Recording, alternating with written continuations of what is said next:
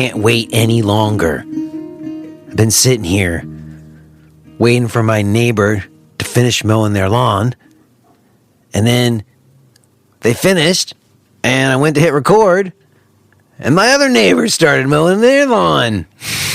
Can't win today. So I don't know if you can hear the lawnmowers in the background, but I can. And sometimes you just gotta roll with it, right? So here we are, lawnmowers or not. This is Jay Brown Yoga Talks podcast. My name is Jay Brown. Welcome to you, whoever you are. Are you new? Are you a long-time listener? Maybe you're somewhere in between. Wherever you are along the spectrum of listeners, thanks for being here today. I appreciate it, and I hope that you're doing okay. I have recently been reporting on the state of my right hip, and I am halfway through the 5 weeks of prescribed physical therapy before my health insurance will pay for an MRI. And I have to say, it has been a important and interesting practice for myself. Basically, for many years now, I have not been looking at my body through a biomechanical lens. I did for a while in the past, but it went awry for me. I lost hold of my sense of self and spirit and just became this like body machine. And I had a lot of pain. I did stupid stuff in the name of trying to treat my body like an engineering problem or something. And for a long time, I've been engaging in more simple and subtle practices to ease pain and suffering, you know. Well, as I've mentioned recently, I have a lot of pain issues myself, and some of my own tools just don't seem to be working as much as they used to. I turned 50, and I just felt like I'm avoiding too much. I'm avoiding too many things because I'm worried about pain in my hip, and I'd like to take responsibility for it, and so I decided to go to my doctor. And here we are, and I will say, trying on the lens of my physical therapist for a time has been revealing of many things that show me my own limitations, show me the limitations of how I have been viewing my body. But at the same time, it's also very reaffirming of some other things. And I'm not going to go into all the details right now because I recorded a conversation last week and I have another one scheduled for this week where I'll be unpacking some of my experiences with a physical therapist and another person who does this, what do they call it? Anthropologically informed posture work. Maybe you know what I'm talking about. If you don't, you'll find out soon enough if you stick around over the coming weeks. In any case, I'm going to also be finishing the course of physical therapy and meeting with the ortho doctor again. So all that's going to kind of be coinciding around the same time, and there's going to be some episodes going out around it. So I'll leave the status update on the hip till then.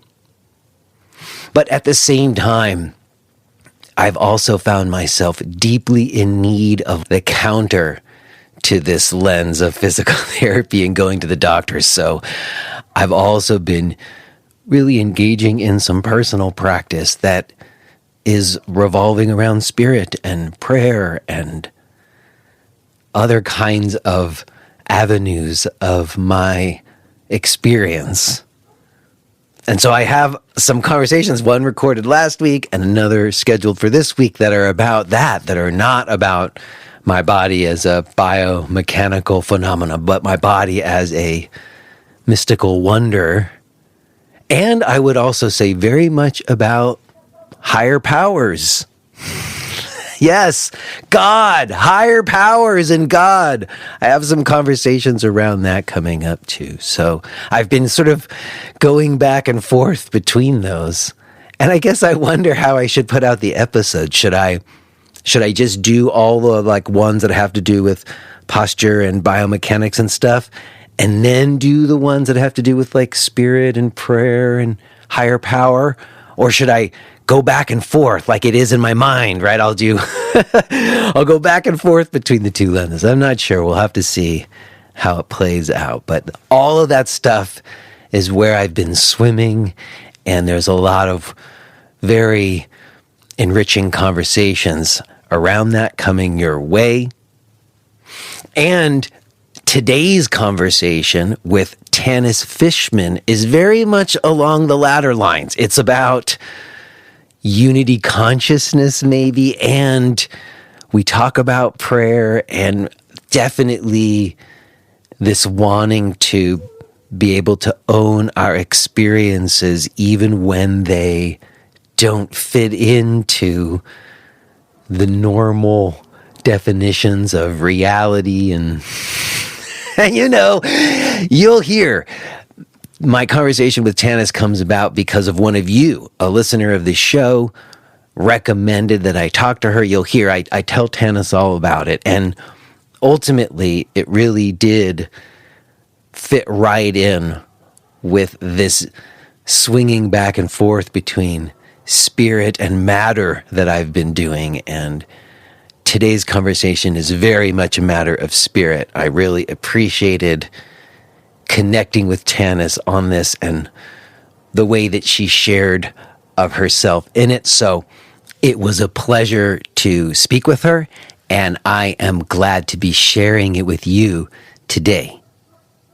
Real quick before we get to that, one of the things that Tanis and I discuss is teacher training, and I am in the home stretch of finishing up with the inaugural group in my online yoga teacher training. If you were around at the beginning of the year, I was talking a lot about it and the process of coming to grips with doing an online teacher training and all of the things that I was wrestling with in myself about it. Well, we're 10 months in. We got 2 months left of this first group, and there's a lot to reflect on, and we're going to be doing that some. I wanted to mention that there is a new group that we are putting together that will be starting in January 2023. So if you're interested in that, you can go to jbrownyoga.com/training. That's jbrownyoga.com/training, and there's information there. And you can always also feel free to reach out to me and send me a note if you got questions about anything at all. Yeah, new group starting in the online teacher training, January 2023. Go to jbrownyoga.com/training. Okay, y'all. I think that's about fine for now. I will touch base with you on the other side. But let's go ahead and get into it. Let's go ahead and listen to this conversation that I had with Tanis Fishman.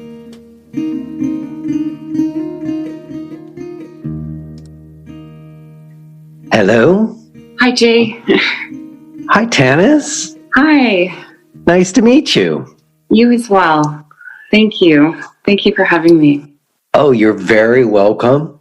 And let me just say, I am already recording, and I'd like to consider us having just begun. I don't want that to be a surprise to you. Okay, great. No problem. And I'm glad to have this moment to speak with you as well. And I'll say this for you and for anyone listening. There's a couple of different ways that these conversations come about for me for the show.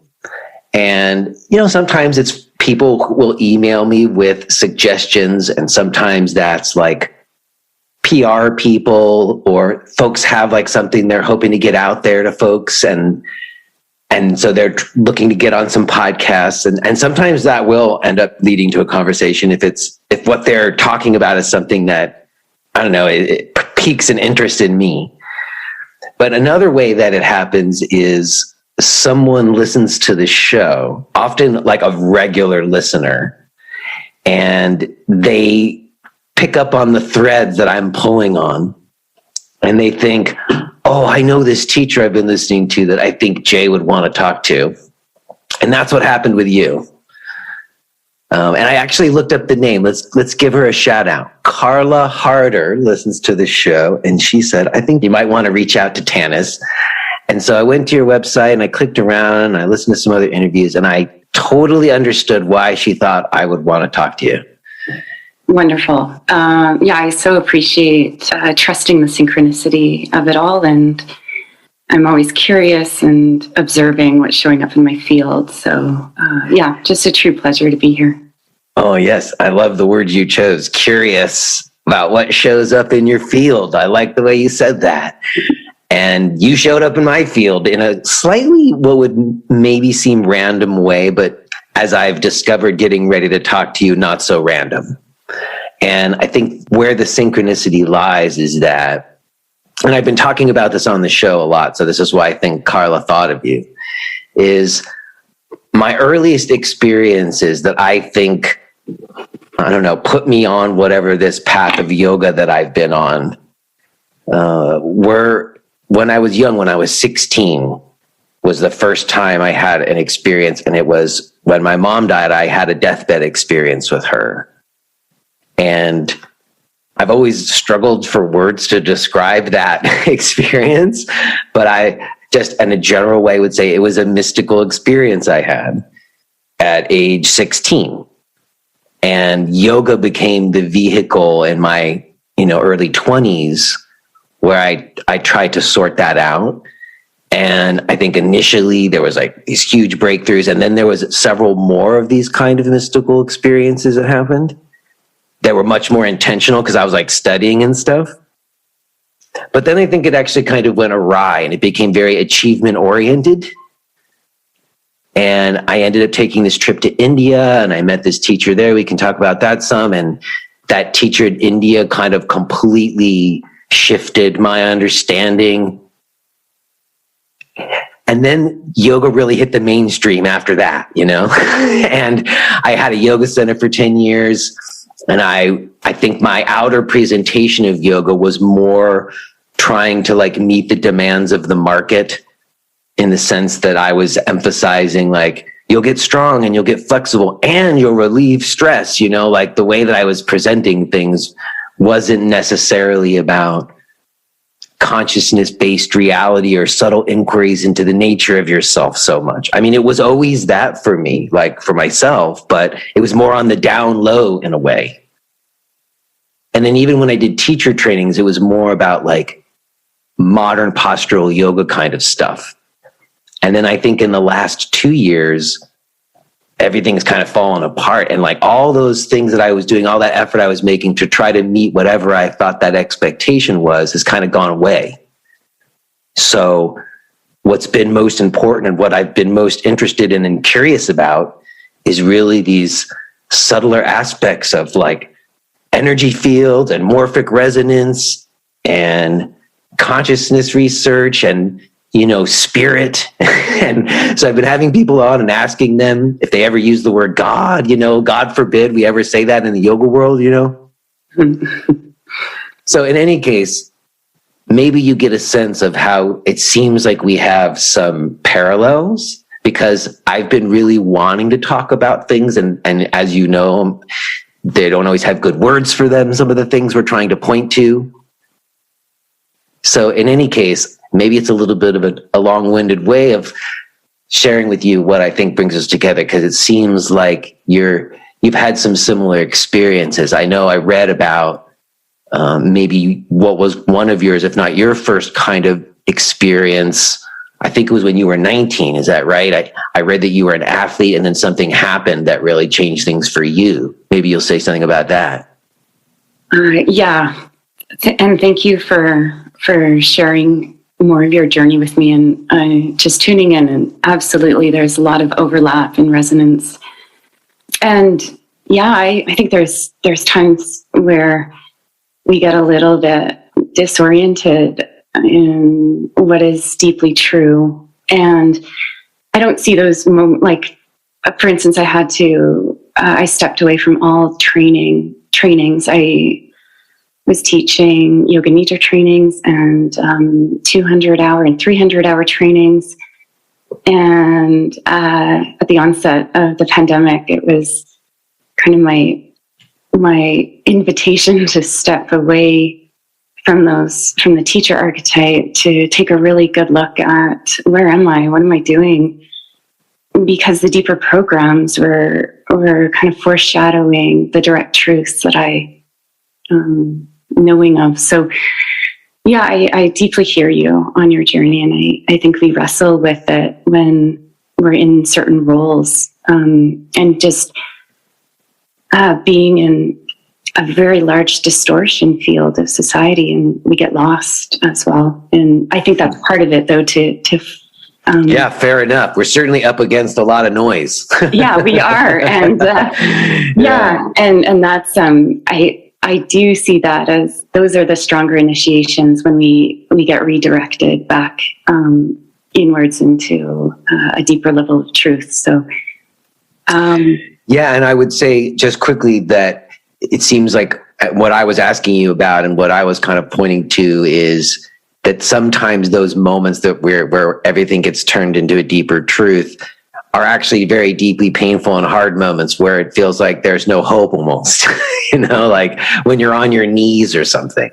Absolutely. I've had, just in the last chapter sort of in my life so far, two of those moments come strong into view. Those are surrender moments, and they were very profound. You can't fake surrender. No, it is. And yeah, those are really, really big moments. But I'll go back and touch on. I've had awakening moments, and then I've had surrender moments, and the awakenings that it's hard to word this, but it's almost like there were very distinct points on my timeline where it's like I bypassed my operating system and recognized, awakened to what is our essential nature. And those, they like rocket shipped me out of my operating system. And then the surrender moments were just a different process of quite extreme pain and sorrow and helplessness and powerlessness, and then giving up the mind that can't figure it out any longer, that's walked to its dead end. And that was also very profound experiences, but different in the way that they happened. So I'll touch on, the first one was when I was 19 and I was on the Canadian national ski team, and we were in a very bad car accident when we were traveling in Europe. And I was the one in the van that wasn't asleep when it happened. And the next thing I knew was, I was having a full out of body experience and kind of hovering over the scene of the crash. And that, it was such a level of shock that the way to cope with that experience was to completely disembody so that you didn't feel anything.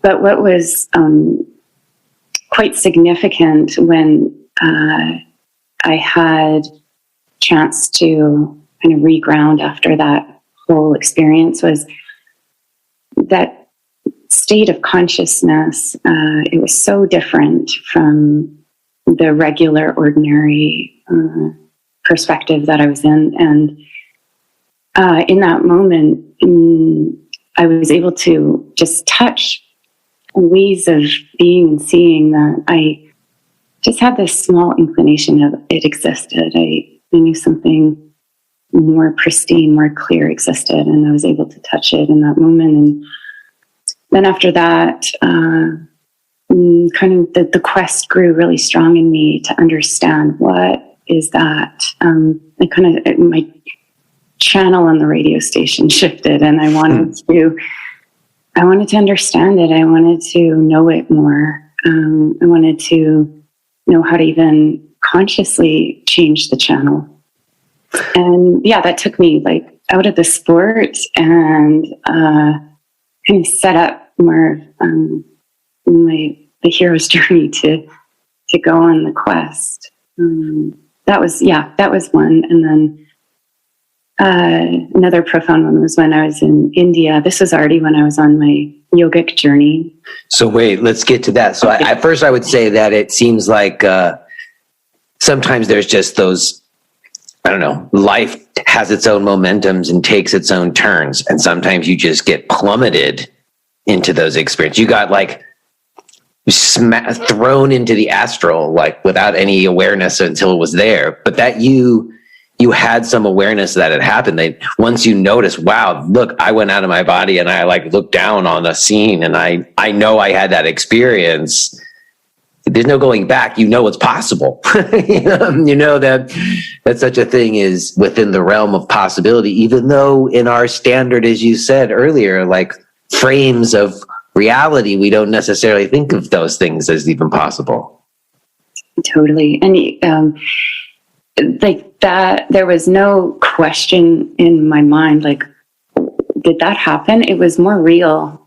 That moment was more real than anything previous on my timeline. It was an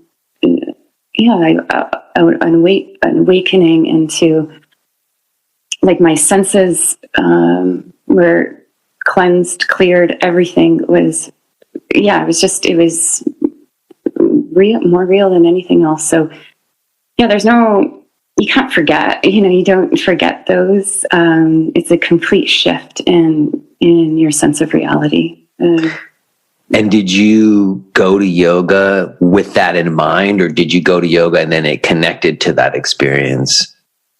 No, I didn't.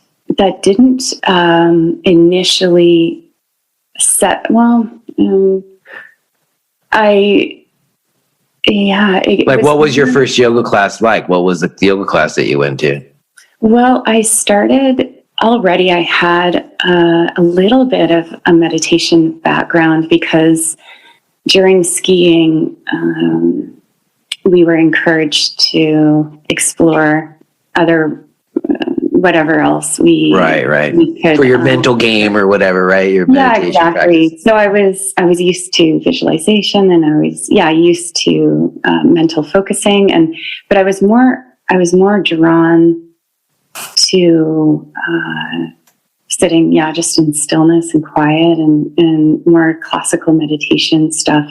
So I had that, but I hadn't had experiences in my meditation practice that shifted my reality at all. So I had that, but I wasn't guided to yoga until a few years later. But after that, the car accident, I set off to travel, and I wanted to go to sacred sites. I wanted to go to where people were sitting in contemplation. I went to a lot of religious sites.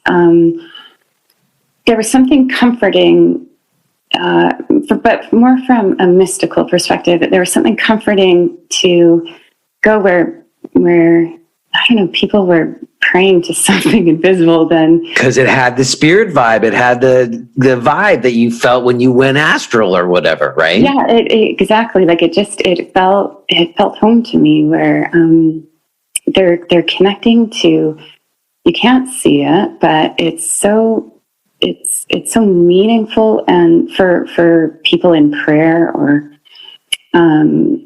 they're turning their attention inwards to something you can't see. And that just, I don't know, that for me, that was fascinating. It was also comforting. It was also like, I just could sense the truth in it. Religion wasn't, I was always curious to explore, but it didn't hook me in any way. But like turning your attention to that which you can't see, that was my hook. Got you. All right. But then yoga became a vehicle for that for you? So, when I was in university, studying kinesiology, and it just felt like, that's what I should be doing after spending so much time kind of body oriented in the ski world. And, but during my university years, there was a visiting Swami that came to my university, and I kind of skipped class to go and sit in his lecture. And it was one of those moments where he started off talking about awareness, and he talked about the koshas and the kleshas, and a lot of philosophy. But I was paying attention, but it's like the room just kind of stopped. Time just stopped, and I knew. I just got this inner message, like, you have to go where he's from. And when he was done his lecture, I just went up to him and asked him where he comes from. And he said he was from Bihar, from the Bihar School of Yoga. And there was no doubt in my mind that I had to go and I had to be there. And so that was really I had been doing yoga classes in the city, but that was my first big call to yoga. And so I finished up university, and back then, for me to first get in touch with the ashram there, it was like snail mail. I wrote a letter. Yeah. And then I had to wait for their response, which took like weeks. And then I had to send in the application form. And then it took about a good 6 months, 8 months until the correspondence led me to my admissions. And then I set off, and it was my first time to India. I went by myself. I didn't even know where Bihar was really. I mean, I knew on a map, but like the train station to get off at where the ashram is located, it's not even marked, I just went with the full faith inside of me that I had to go. I have no idea. I didn't really know what an ashram was. I didn't do much research in it because it was so irrelevant. I just knew I had to go. Wow. Well, I got to share with you, there's more synchronicity here, because I mentioned that in 1998, felt a similar calling to go to India. And in fact, I had a friend, he was a student of mine, and I became really disenchanted with yoga at that point, because I could do all this stuff physically, and I was like this teacher, but I had all kinds of pain, and I was still very unresolved in a very deep way. And my friend, he said, look, I don't think you should quit being a yoga teacher. I think you're kind of good at it. What do you say we go to India first before you decide to quit?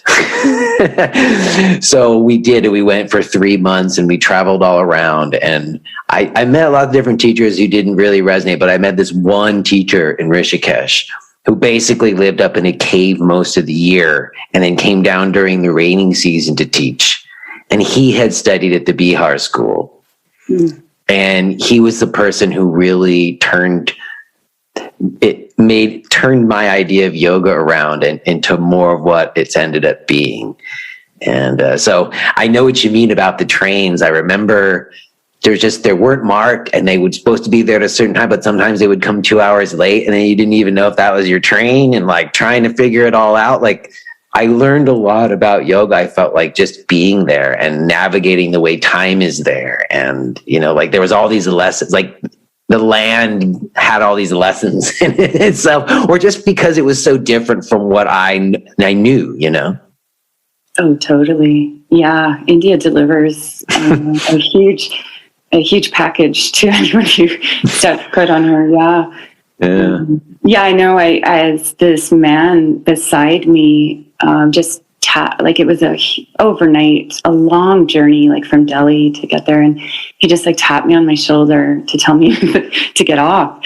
And I got off like in the middle of nowhere. Like the ashram is, it's in Mangir. And, I just stepped off. But all right. So what was the experience like? Because that's not like going to a yoga center and dropping in or doing a 200 or 300 hour teacher training. That's the Bihar School. That's going to be totally traditional, I would imagine. What was that like? Yeah. So this was back in 2002. And, I pull up on a rickshaw and get out, and, I step in the gates, and I don't know, there was just this peace that came over me that I'm in the right place. And I was up for, because I had no idea what to expect. And it didn't matter. I just knew I had to be there. But it was very traditional. We had a set schedule, like you're rising at 3:30 a.m. and then you're in the practice hall doing pranayama and asana. And there's silence most of the day. And then you have your meal times and your seva, where, you're doing your selfless service, like cleaning windows. And you sat, like you sat on one, like women sat on one side, men sat on the other side, like they quite formal, traditional, I don't know, rules, I guess. And that's the way it was. That's the way it went. Yeah, and how long did you do that for? So I was there around 6 months in the ashram. And it was a yogic studies, like a lifestyle yogic studies course. And then I had gone back. I'd go back for a few more times over the years, and they would have a festival on where, I don't even know how to explain it. It was when Swami Satchidananda was still alive, and or it went on for 12 years, I guess, this festival. And so I'd go back for the next few years to just do selfless service in the ashram. And when you were home after that initial 6 months or whatever, were you being a yoga teacher? What were you doing? Oh, so yeah, I stayed in India for a year after, and traveled around and just stayed in, just different. I would stay either in different ashrams or stay in some monasteries, and did vipassanas as well in that year.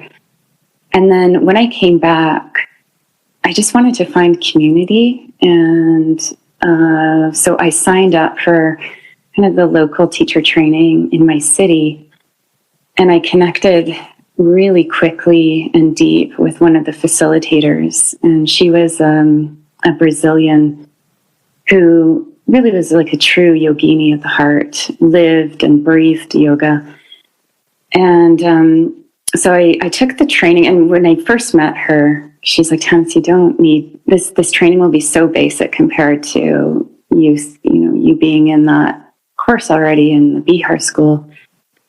But I wanted to be around people and meet people in the city that were associated with yoga. So I took the training, and then she was actually going back to Brazil, and there was another facilitator with her, and she told me that I need to take her spot. And when I look back, here I am, like such a youngin, and put into the teacher role really quickly. And she believed so deeply in me. And at that time, it felt okay to be in that because my sadhana was super strong. This was like pre-kids and every other. Yeah, we had all the time and the energy to do 20 classes a week or whatever. Totally. Yeah. I was in self-study, and my day was revolved around the yogic lifestyle, and I was doing all the cleansing practices. And so it was really genuine in me, and it just felt like a natural extension to share what I was experiencing and what I knew, and the philosophy was really fascinating. And so, for many years that I shared from a place of deep authenticity, but that kind of started my teacher training journey. And it happened really fast when I got back from India and kind of slipped into that role. That was the model, teacher training became the financial engines of the centers. Or also, I would say, not just that, let's set the financials aside. Just on like a soul level, the classes got shorter and tended to be more just about asana. And so if you wanted deeper inquiry, then doing teacher trainings was where you got them. It was the only place where you got them. Yeah. Right. Yeah. So that's why a lot of us did them, because we wanted that. That was the most exciting part. And what's interesting to me though, and you're an example of this, me too, because I came into it maybe just a few years before you, but it was before 200-hour training even really became a thing when I started teaching. And then I did do one like you did later, but it was more of an afterthought in a way.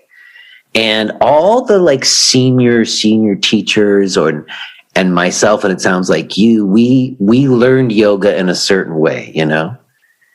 But when we went to train teachers, we didn't necessarily train them the same way that we learned it. We were doing it in these 200-hour formats, you know, sometimes in these intensive days and not stretched out over time. Like you took 6 months just to get your application in. Then you took 6 months to actually be in the training. Then you kept a relationship going over several years after. You know what I'm saying? Like that's like a time frame and like a way of unfolding with learning that's different than what we were doing here in, you know, Northern America or whatever. Oh, totally. Yeah. Like back when I first started, with the trainings, you know, people who were there really, really made the effort to be there. And it was, like you said, it was kind of the only place, like if you wanted to even touch some of the philosophy or go into the practices in a deeper way, that was kind of the only container to do it. Mm-hmm. But yeah, now it's kind of like, it fits into my summer schedule, and am I going to be certified or whatever? Yeah, I want to, branch out my niche and all of that, and it's a. Do you have you have a module on Instagram? I know, and I'm a little bit lost in this new version of it. So, like I said, I think things did kind of, I don't know, in the last few years, those same kinds of considerations, at least in my own world. Maybe it's just because the resonance I'm putting out, I'm just like, I'm kind of done with it. I don't have energy for it, you know? And I just want to focus on where I really think the inquiry for me wants to be, where my inspiration takes me, you know? And I think more and more people are doing that. And I guess it's one thing that I heard about you. I heard an interview with you that I wanted to ask you about, because it was something I thought was very significant for me too, which was that you talked about, it was sometime you were in India, you were at some kind of meditation retreat, I think, and you had a teacher there who was really kind of teaching you what I would call like a more radical non-dual thing about not seeking and like not really giving you techniques to hold on to. Do you know what I'm talking about? I do. I totally do. Yeah. Do you want me to speak on that? Yeah, I do. Because I want you to tell a little bit of that story of this teacher and kind of flesh out this thing. Because it's been a thing for me. This year is the first time I've done a teacher training online ever. And I swore them off for years, kind of like you did. And one of the things that's really changed for me is finding ways to go about it in a less linear way, you know, and like ways where we're not like how we're using structure, to be more clear about that. So I think that's something that you work with too. And I think this one teacher that you had seemed to be the person who kind of got that going for you. Mm-hmm. Okay. Yeah. So I was at, this meditation retreat, and this teacher, his approach, it was towards direct realization or direct enlightenment, and we would gather 3 times a day for long periods of time, and we'd sit, and he didn't really give us any technique. It was to sit with an erect spine and to have no relationship to our thoughts. And then we would just sit for forever, it seemed. And then during the off hours when we weren't sitting together, he gave us like kind of strict adherence to, we weren't able to talk in the first person. And so if we had any conversation at all, it just had to be with what arising experience was happening, but with no relationship to the I. And so naturally, many people didn't really talk and just observed silence because, it takes a huge subject away from conversation. And I remember actually one of the questions asked, because we'd have question time, and one of the questions asked was, how do you know if if there's been an awakening, or how do you know if there's a realization? And he said, if you were hit by a tsunami, would you know? And the whole group's like, yeah, we would know. And a few days after that, I was in between our meditation sits. I was just walking and I was just taking in the surroundings. And of course, like in India, you're guaranteed to see cows everywhere. And I was just kind of fixated on the cow and the trees and the road. This was actually in Rishikesh, so it was nice because there weren't any cars. And then, all of a sudden, reality shattered completely. And it's hard, this is where it gets a little bit tricky with words. That's what I was saying at the beginning. How do you explain reality shattering, and what does that even mean? But I think I have a sense of what you might be talking about, because I have a moment or two in my life where I felt a similar thing where, like you said, you were out of your body at that one moment, or in a different way, because you're actually more in your body and maybe a little bit conscious about what's happening or something. Yeah. So this was a different experience, than the out of body, and it was a shattering of form and a shattering of a sense of I-ness. And I was just, I was the same. I was the same as the tree. I was the same as the cow. I was the same. I was everything, and yet there was no I, so it was nothing at the same time. And there was no scaredness in it at all. It was just this love and happiness beyond, like without duality. And there was no thought. And this lasted about 4 days, where I was in this kind of state of supreme bliss. Reverie. You were in a state of reverie. Absolutely. And I just, the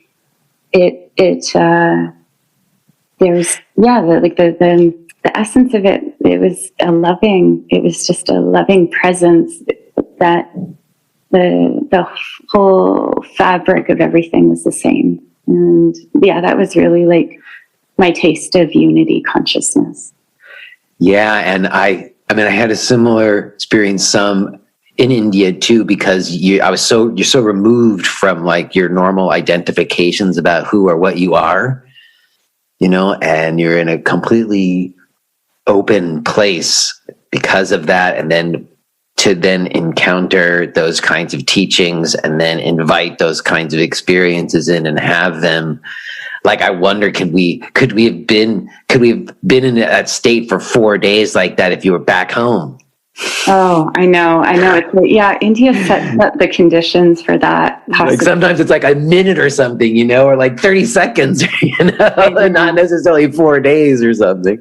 Yeah, absolutely. And you're right. Like when the mind isn't so fixated on all of its knowns, like the roles and responsibilities of where we're at, then the attention can reorient itself to the nothing, to the void, the emptiness, and which is the pure consciousness. So Yeah. Yes. And I guess this does kind of bring us to where I was sort of starting, in that you have experiences like that. And then life continues on, and like we get married and have kids and stuff. I know you've had kids too.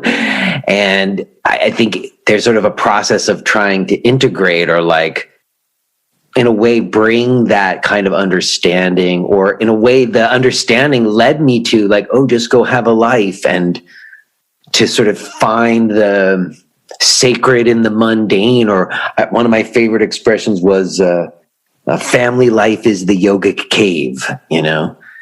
And I really thought about sort of a householder kind of path. And in that, a lot of like learning and teaching came through like those experiences in particular. And this is another synchronicity between us. My wife's our second child, her second birth, it's very different than what I heard about yours. But for me personally, witnessing that second birth was one of those awakening moments. Like you talked about the surrender and the awakening moments. It was one of those moments where I couldn't deny there was some force, like wave life force, that brought this forth into the world, you know? And I had always been kind of like, I don't know, I didn't talk about energy or life force because I didn't want people to think I was like a cheesy yoga teacher or something. I was very pragmatic about everything. But after that birth, I was like, man, it's all life force. What are we talking about? You know? So it seemed like a lot of the lessons or the learning came through life experiences more than trips to India. I kind of got a sense that might have been true for you too. Oh, absolutely.